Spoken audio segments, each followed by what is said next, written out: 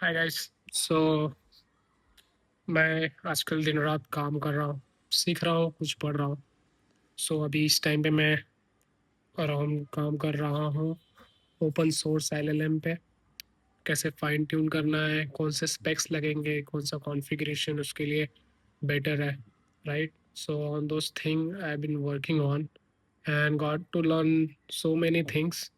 And yeah, yesterday I got delivered my RTX 5090 GPU laptop, and which runs with 64 GB RAM, 32 GB shared memory. Those thing वो specs है उसके अंदर। और मैं कल इतना एक्साइटेड था कि कल रात को 11 बजे से ही वो अराउंड 9-10 बजे डिलीवर हुआ। उसके बाद मैंने डिनर किया, उसके बाद से ही मैं लग गया उसे सीखने के लिए।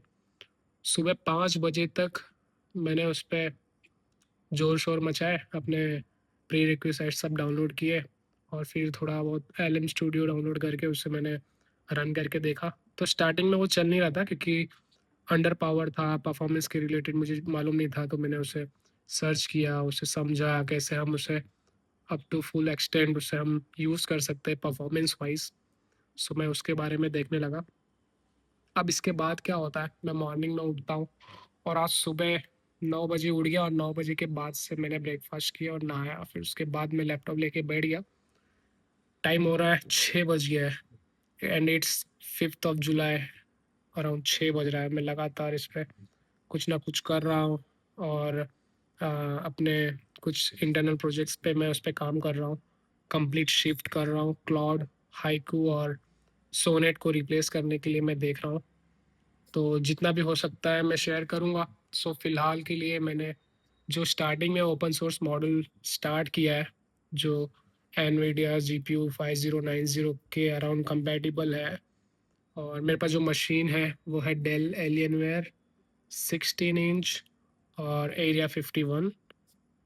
और मैंने स्पेक्स तो बता दिए, और इसके ऊपर चलता है 6400 एम पर सेकेंड रैम का कुछ है। सो मैंने कुछ एआई सर्च किया तो वो शायद काम करता है। मैं उसे और देखूंगा उसका क्या बेनिफिट है।